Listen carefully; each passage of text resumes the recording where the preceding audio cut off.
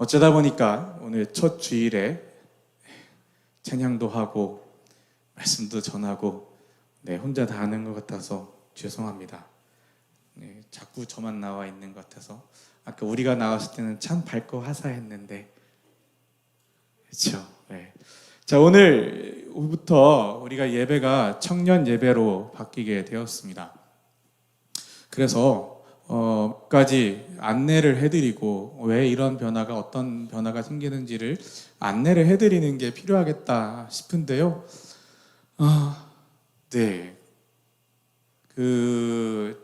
이 정도 자리까지 앞으로 나와주신 것만도 감사합니다. 혹시 괜찮으시면 저기 뒤에 있는 연희도 좀 앞으로 나와주시면 감사하고요.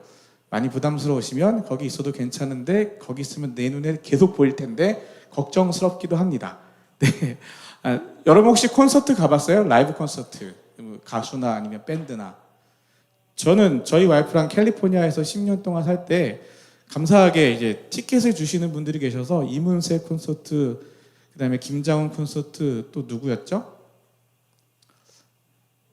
김범수 콘서트. 김범수 콘서트 진짜 잘하더라. 김범수 콘서트, 이제 한국에서 가수들이 LA에 공연하러 오면 항상 티켓을 주시는, 공연 관계자가 아는 분이 계셔서 티켓을 주셔서 공연을 꽤 보러 갔거든요. 근데 공연 티켓을 사려고 보니까 티켓이 되게 비싼 거야. 근데 어느 자리가 제일 비싼 자리인지 아세요? 무대 앞자리. 여기가 제일 비싸. 제일 비싸고요. 특히나 이제 젊은 사람들이 보면 여기는 의자도 없어. 스탠딩석이야. 스탠딩석인데 의자도 없는데 비싸. 그래서 너무한 거 아닌가? 의자가 없는데 왜 이렇게 비싸지? 이런 생각을 했는데, 그래요. 앞자리가 비어있으니까 우리 앞자리를 이렇게 비워두지 말고 오늘처럼 이렇게 앞으로 나와서 예배드리시면 좋겠고요. 참고로 TMI로 저는 이번 달 말에 또 와이프와 함께 카더 받은 공연을 또 보러 갑니다. 공연 보러 가고 싶으신 분들은 예매하세요. 자기 돈으로. 자, 우리가 왜 3부 예배가 없어지고 청년 예배가 되었냐면, 작년 2023년, 아직 24년이란 말이 입에 잘 안 붙기는 한데, 작년 2023년 제가 언제인가 하고 카톡을 다 찾아봤어요. 그때 날짜가 딱 나오더라고. 2023년 12월 4일 월요일에 제가 목사님한테 연락을 받았습니다.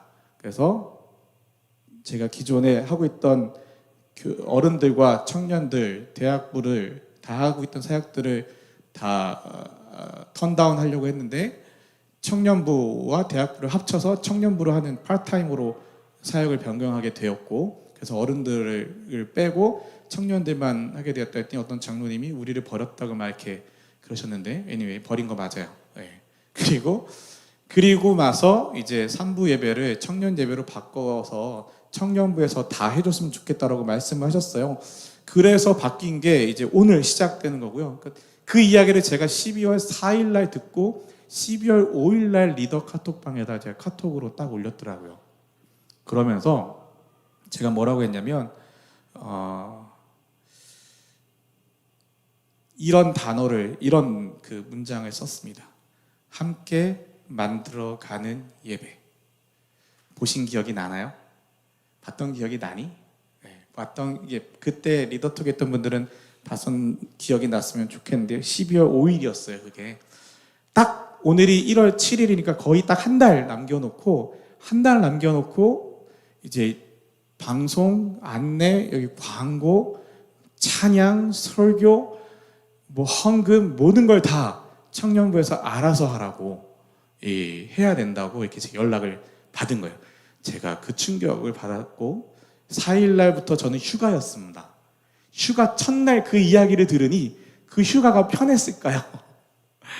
열흘의 휴가를 갔는데 휴가 첫날 청년부에서 알아서 다 하세요라는 걸 저한테 던지셔가지고, 다음날 리더들한테 알리고 휴가 내내 고민에 휩싸여 살다가, 근데 문제는 뭐냐면, 그랬지만 우리 청년들에게는, 청년부는 이미 정해져 있는 사역들이 있었어요. 12월 셋째 주에 크리스마스 파티가 있었고, 둘째 주인가요? 12월 17일이면 둘째 주인지 셋째 주인지 어쨌든 17일에 크리스마스 파티가 있었고, 24일 날은 우리가 청년 배달 메리 크리스마스에서 어른들 찾아가는 사역이 있었고, 그 사역을 많은 부분들 리더들이 담당해 줬고, 저도 역시나 청년 배달 같은 경우는 어른들 한 분 한 분 컨택해서 찾아가도 되는지, 가면 안 되는지, 계실 건지 안 계실 건지, 루트를 이렇게 짤 건지 저렇게 짤 건지 이러면서, 그러면서 동시에 청년부만 아니라 교구도 어른들도 하고 있었으니까 어른들 순모임, 어른들 신방, 어른들 교육, 어른들과 하는 사역들은 여전히 하면서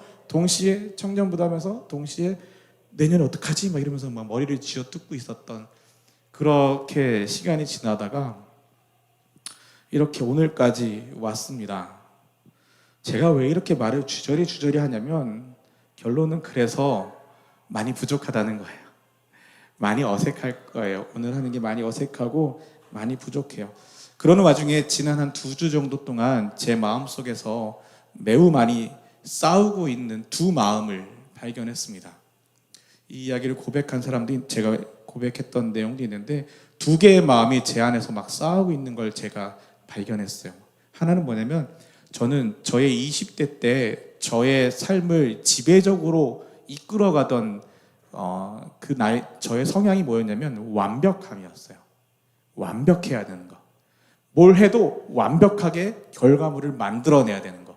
그래서 근데 그 마음이 다스려졌는지 줄 알았는데, 갑자기 이번에 그 마음이 훅 올라오면서 청년 예배를 해야 된다고 잘하고 싶은 거예요. 완벽하게 하고 싶은 거예요. 찬양도 정말 잘하고 싶고요. 설교도 진짜 잘하고 싶고, 예배 안내도 정말 시끌벅적하게 잘하고 싶고, 모든 걸 다 되게 잘하고 싶은 거예요. 저를 만족시킬 수 있을 만큼, 제가 스탠다드가 좀 높거든요. 저를 만족시킬 수 있을 만큼 완벽하고 싶은 마음이, 그런 마음이 확 올라와서 저를 막 괴롭히는 거예요. 제가 그래서 지난 최소한 일주일 정도는 저희 와이프가 아는데, 자다가 벌떡벌떡 깼어요. 몇 시에, 11시 자든 12시 자든 한 1시간 정도만 자고 나면 잠이 확 깨가지고 벌떡 일어나가지고 화장실 갔다 와가지고 새벽 4시, 5시까지 잠을 못 자고, 어제도 11시 반쯤 잠자리에 누웠는데 12시 반쯤 1시간 정도 자고 훅 깨버려가지고 12시 반부터 4시 반까지 못 자고 4시 반에 간신히 잠들었다가 오늘 교회 왔거든요. 그런 완벽하고 싶어하는 저의 마음이 막 저를 괴롭히기 시작했어요. 그리고 근데 문제는 이게 저만 괴롭히면 되는데요, 저만 괴롭히지 않아요. 이 완벽하고 싶어하는 마음은요, 내 주변에 있는 사람들을 괴롭혀요. 너 왜 이거 안 해? 너 이거 해야 되지 않아? 너 지금 이거 해야 되는데 시간이 얼마 안 남았는데, 우리 며칠 안 남았어. 이것도 준비해야 되고 저것도 준비해야 되고 이것도 맞춰봐야 되고 저것도 맞춰봐야 되고, 이건 이렇게 했으면 좋겠고 저건 저렇게 했으면 좋겠고, 막 수많은 생각들을 하지만 그게 나만 괴롭히는 게 아니라 나와 함께하는 사람들을 괴롭히기 시작하는 거예요. 그게 저의 정직한 고백이었어요. 너무 완벽하고 싶고 잘하고 싶은 마음. 근데 또 하나의 마음이 이렇게 쑥 이렇게 올라왔어요. 이게 뭐냐면 정직하고 싶은 마음. 하나님 앞에서 정직하게 예배드리고 싶은 마음. 나의 부족함을 인정하고 나의 연약함을 인정하고, 하나님 나 이거밖에 안 돼요. 하나님 나 지금 이것밖에 할 수 없어요. 나의 모습을 인정하고 정직하게 내가 할 수 있는 한에서 최선을 다해서 예배하는 정직한 예배. 이 두 개의 마음이 싸웠는데요, 감사하게 금요일 밤에 이 두 개의 마음 중에 이틀 전이죠, 금요일 밤에 정직하게 예배하고자 하는 마음이 이겼어요. 그래서 어제는 비교적 마음이 편안하게, 그럼에도 불구하고 새벽에 벌떡 깼잖아요. 그래서 설교 원고를 다 지우고, 그 완벽하고 싶었을 때 썼던 설교 원고를 싹 다 지우고 정직한 마음으로 예배드리자는 마음이 저를 다스리는 상황 속에서 설교를 다시 처음부터 다시 정리했답니다. 그래서 4시 반까지 잠을 못 잤어요. 자, 그래서 여러분하고 꼭 나누고 싶은 이야기는, 우리가 이제 하는 예배가 함께 만들어가는 예배였으면 좋겠어요. 기존의 예배는 어쩌면 우리가 너무 수동적으로 예배를 드렸을지도 몰라요. 가만히 앉아서 앞에서 노래하면 노래 듣고, 앞에서 설교하면 설교 듣고, 막 이걸로 끝. 가만히 앉아 있다가 집에 가는 이거였을 수도 있는데요, 이제는 여러분에게 그럴 자유가 없습니다. 안타깝지만 여러분 누구도 현수도 재욱이도 원호도 의현이도 민서도 누구도 예외 없이 호재도 마찬가지고요. 훈련 갔다 온 제임스도 마찬가지고 시애틀에서 내려온 유정이도 마찬가지고 이름 안 불러줬다고 삐지지 않을 체리인도 마찬가지고 눈치 보는 예린이도 마찬가지고 누구도 예외 없이 유민이도 윤성이도 우리도 예외 없이 그리고 예원이도 집사님도 해나도 누구도 저기 뒤에 있는 감기 때문에 고생하는 헬렌도 위에 있는 병관이도 저 뒤에서 흐뭇한 미소를 엄마 미소를 보내고 있는 저희 아내도 그리고 방송으로 예배드리고 있는 누군진 모르겠지만 여러분도 그리고 저도 이름 안 불렀다고 실실 웃는 영철이와 유나도 마찬가지고요. 그리고 연희도 누구도 예외 없이 여러분이 우리가 함께 예배를 만들어 갔으면 좋겠습니다. 그래서 함께 예배하고 함께 찬양하고 함께 기도하고 함께 웃고 함께 울어주시는 하나님처럼 우리가 함께 예배하고 할 수만 있다면 어제 누가 저한테 그런 질문을 하더라고요. 설교도 같이 해요?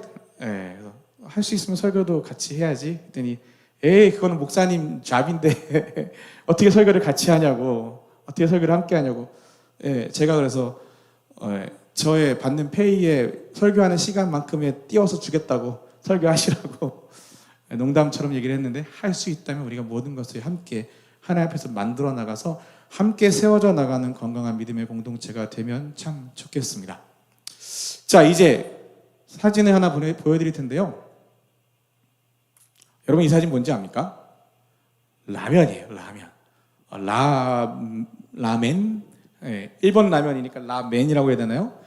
저는 라면을 참 좋아하거든요. 근데 라면을 먹으면 꼭 설사를 하지만 그럼에도 불구하고 라면을 참 좋아해요. TMI 맞아요. 근데 각종 라면을 다 좋아하는데 제가 특별히 좋아하는 라면이 몇 개 있어요. 캘리포니아에 있을 때 죄송해요. 저 캘리포니아 얘기를 해서 캘리포니아에서 10년 사는 동안 제가 있던 교회 근처에 재팬타운이 있었고 그 재팬타운에 일본 사람이 운영하는 라면집이 있었어. 진짜 맛있어. 나중에 LA 놀러 갈 사람 있으면 저한테 꼭 물어보세요. 제가 알려줄게요. 진짜 맛있어. 거기는 국물이 떨어지면 몇 시간 됐든 장사를 접어. 딱 오픈 시간이 있지만 클로징 시간은 없어. 국물 떨어지면 끝. 진짜 맛있는 집이 있어서 저희 와이프랑도 몇 번 갔었고 그 옆집 거기가 문을 닫으면 그 옆집에 가서 또 먹기도 하고 했는데요. 너무 맛있는 집이 있어요. 그런데 작년에 저희 가족과 함께 캐나다 밴쿠버 여행을 갔다가 밴쿠버에서 맛있는 라면집이 있다고 해서 40분 정도 줄을 서서 기다렸다가 먹었는데 기다렸다 먹어서 그런지 몰라도 되게 맛있는 거야 라면이. 그래서 너무 맛있다. 이거 먹으러 캐나다 가야겠다. 이거 먹으러 캐나다 여행 가야겠다 하면 막 침 고요. 그랬는데 시애틀에 이 집이 있다는 걸 알았어요 나중에. 그래서 이 라면은 시애틀에 있는 집에 가서 먹은 거예요. 제가 이 집을 2번이나 다녀왔어요 벌써. 2번 다 제가 좋은 사람들, 제가 좋아하는 사람들이랑 다녀왔는데요. 라면을 먹으면서 이런 생각을 했어요. 맛있는 걸 먹으면 기분이 참 좋아. 여러분은 안 그래요? 저만 단순한가요? 기분이 우울하다가도 정말 맛있는 걸 먹고 좋아하는 걸 먹으면 기분이 풀려요. 왜 우울했는지, 왜 화가 났는지도 잊어버리고 그냥 기분이 참 좋아요. 근데 더 신기한 건 맛있는 걸 좋아하는 사람이랑 먹으면 기분이 더 좋아요. 맛있는 걸 혼자 먹을 때도 기분이 좋은데 맛있는 걸 좋아하는 사람이랑 먹으면 기분이가 너무너무 좋아져요. 그러면서 이 라면을 먹고 참고로 이 라면은요 차넬이랑 같이 갔을 때였어요. 나온다 했지 내가? 나왔다. 약속 지켰다. 차넬이랑 같이 갔을 때 찍은 사진이었어요. 이 라면을 먹고 나오면서 제 마음속에 제가 뭔가 떠오르면 메모장에 메모하는 습관이 있거든요. 아이폰에다 메모를 하는데 제가 이렇게 메모를 했어요. 교회도 이랬으면 좋겠다. 예배도 이랬으면 좋겠다. 교회가 맛있으면 좋겠다. 예배도 맛있으면 좋겠다. 교회 가는 길이 기대되고 좋았으면 좋겠다. 예배드릴 생각에 기분이 좋았으면 좋겠다. 교회 오면 기분이 좋았으면 좋겠다. 예배드려서 기분이 좋아지면 좋겠다. 교회에서 좋은 사람들과 함께해서 기분이 더 좋았으면 좋겠다. 좋은 사람들과 함께 예배하게 돼서 기분이가 더 좋았으면 좋겠다. 이 메모를 이번에 살펴보면서 우리 청년 예배가 앞으로, 오늘도 마찬가지지만 앞으로 매주 함께 예배드릴 때에 함께 예배할 수 있어서 참 좋고, 좋은 사람들이랑 예배할 수 있어서 더 좋고, 그래서 교회 가는 게 좋고 교회 가는 게 기대되고 교회 가고 싶어지는 그런 교회, 그런 예배였으면 참 좋겠습니다. 라면이 먹고 싶지만 오늘 예배 후에 떡국 있어요. 라면은 없지만 떡국이 있어서 제가 어제 와이프한테 떡라면 먹으면 안 되겠더니 안 된다고, 그래서 떡국 드시고 같이 또 계속 이야기를 하면 좋겠습니다. 자, 이제 여러분에게 질문을 하나 하겠습니다. 사실은 이게 질문을 하면서 마이크를 가지고 내려가서 마이크를 주면서 물어볼까 생각을 했는데, 이렇게 내려가면 이렇게 입술이 바짝바짝 마르는 사람들이 생긴 것 같긴 한데, 더 가도 되나요? 예배란 무엇입니까? 어려운 질문이다. 그지? 오늘은 내가 안 물어볼게. 안 내려갈게. 지금 여기까지 막 이거 한 줄 내려갔는데 여기서부터 지금 다 내 눈을 외면해. 좋습니다. 자, 집사님께 여쭤보면 되나요? 아니에요? 묻지 마요? 알겠습니다. 예배란 무엇인가? 여러분, 예배란 무엇입니까? 예배가 뭐죠? 우리 지금 예배 드리고 있는데 예배가 뭡니까? 그럼 좀 다른 질문이요. 누구를 예배하는 건가요? 이건 좀 쉬운가요? 누구를 예배하는 거죠? 조금 다른 질문이요. 그럼 누가 예배하는 건가요? 누가? 또 다른 질문이요. 어떻게 예배하는 거죠? 예배를 어떻게 해야 되는 거죠? 이 질문들을 여러분들이 하나님의 말씀을 통해서 여러분이 각자 답을 찾기를 바라는데요. 제발 부탁드리는 건, 이 질문은요, 객관식 문제가 아니에요. 단답형 문제가 아니에요. 정답이 있는 문제가 아니에요. 그냥 하나 정답 탁 찍고 하나 보기 딱 결정해서 이게 정답이에요 하고서 이거 가지고 여러분 끝내지 마세요. 예배가 무엇인지, 누구를 예배하는 것인지, 누가 예배하는 것인지, 어떻게 예배하는 것인지, 왜 예배하는 것인지, 이 예배에 대한 질문은요, 여러분이나 저나 우리가 평생 살아가는 동안 예배하는 사람으로 산다면 평생 이 질문을 잊어버리면 안 돼요. 이 질문을 계속해서 중간중간 한번 쑥 꺼내가지고, 하나님, 예배가 뭐죠? 하나님, 제가 지금 누구를 예배하고 있죠? 하나님, 제가 정말 제대로 예배하고 있나요? 제가 지금 드리는 이 예배가 하나님 앞에서 괜찮은가요? 여러분의 예배는 안녕하십니까? 나의 예배는 안녕한가요, 하나님? 괜찮나요? 이대로 계속 예배해도 괜찮습니까? 하나님 예배 받으십니까?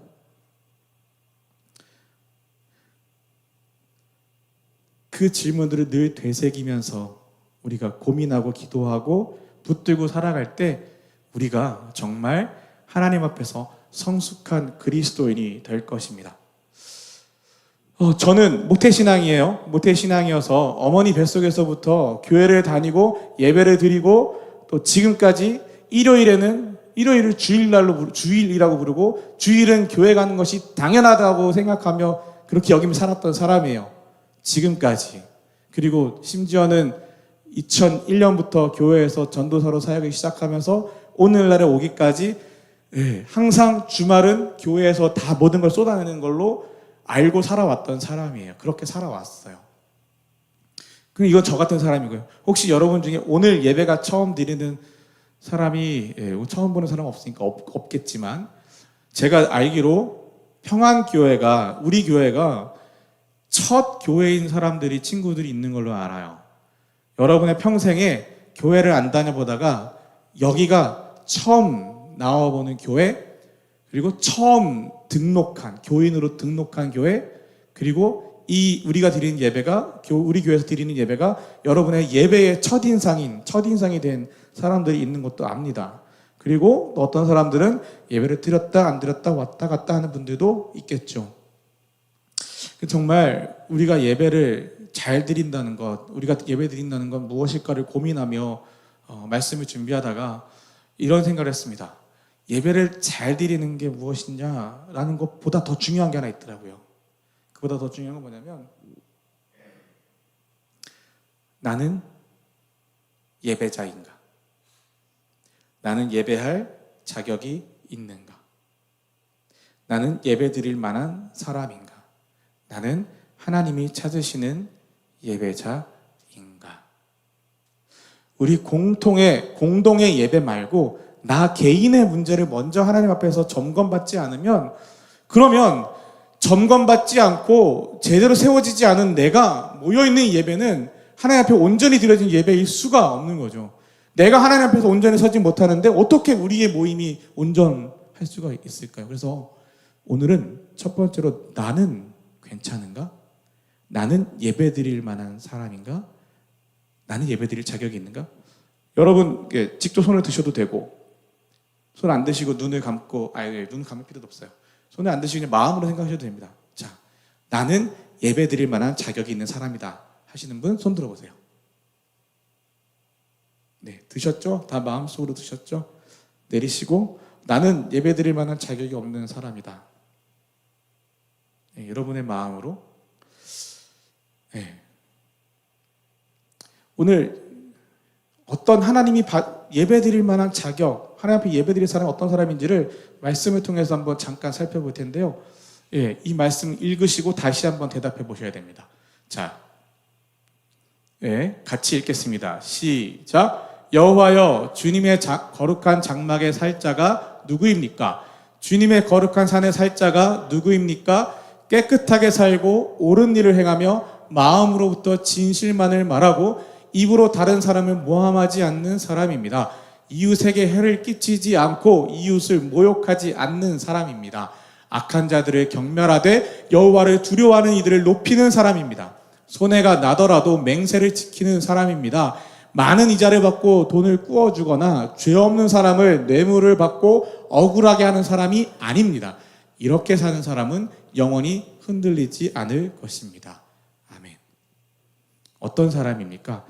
주님의 거룩한 장막에 살 자가 누구입니까? 라는 이 질문으로 시작하는 이 시편 15편의 말씀은 하나님 앞에 설 수 있는 사람이 누구입니까?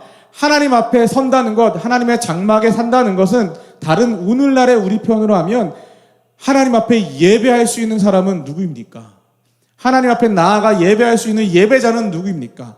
주님의 거룩한 산에 살 자가 누구입니까? 거룩하신 하나님 앞에 예배할 수 있는 사람은 누구입니까? 라는 질문입니다.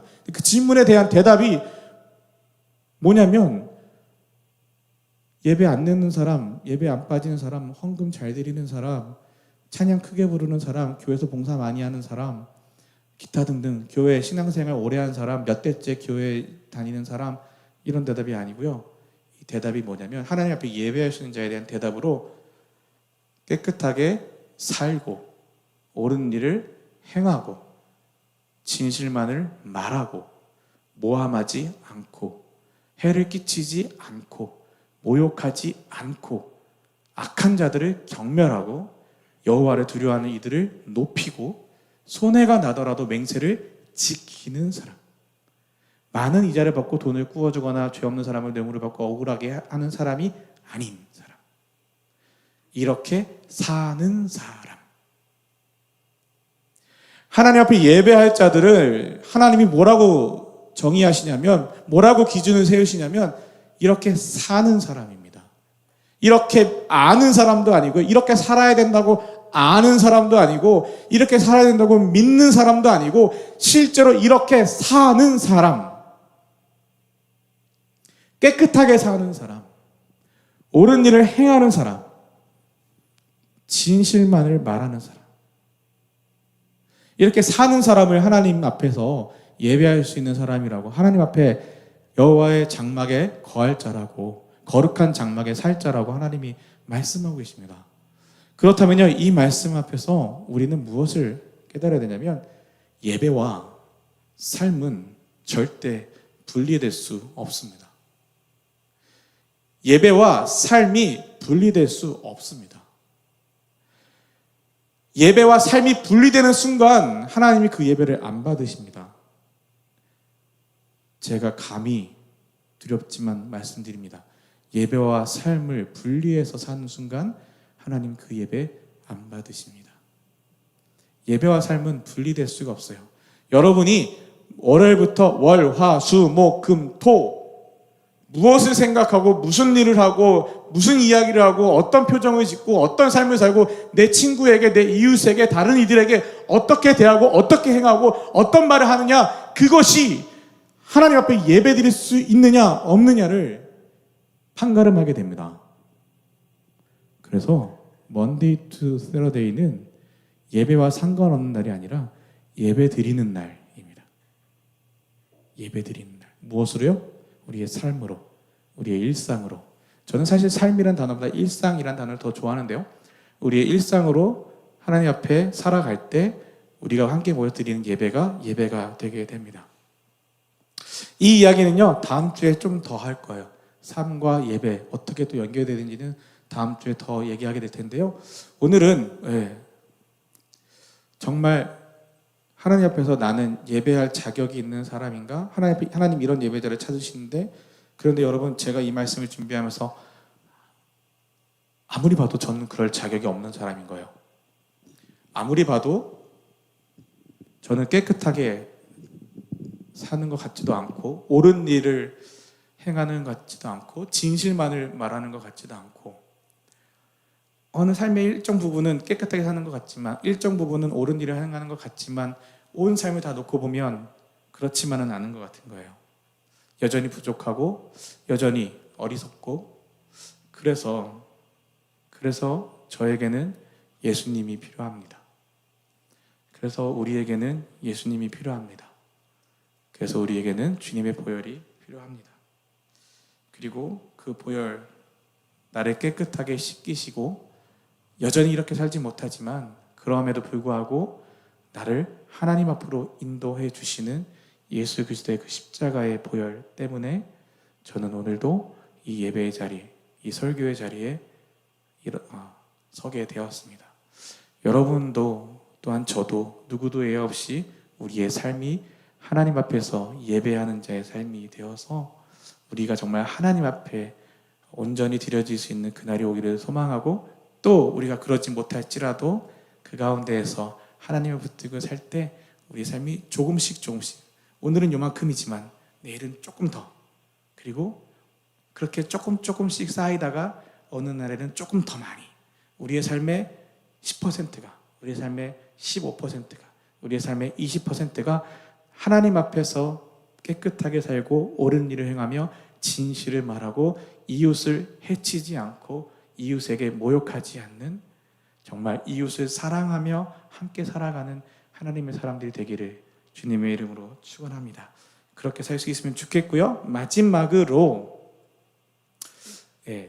다음 주 혹은 다다음 주 혹은 다다다음 주가 될지도 모르지만 우리가 예배에 대한 말씀을 계속 나눌 때 우리가 우리 스스로에게 질문해야 될 중요한 질문이, 진짜 근본적인 중요한 질문이 하나 더 있는데, 그 질문에 대한 영상을 한번 미리 예고편처럼 보고서, 다음에 나눌 내용인데 예고편처럼 그 영상을 잠깐 보고서 그리고 우리가 다시 찬양하고 하나님 앞에 나아가겠습니다. 영상을 보겠습니다. 짧아요.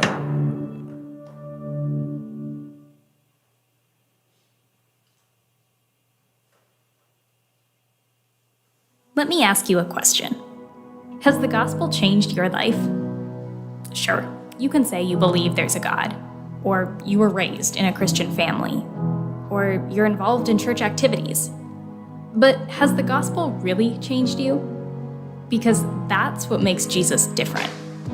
If he's really entered your life, it will be transformed to the core. If the gospel is true, it will change the things you believe, think, say, and do.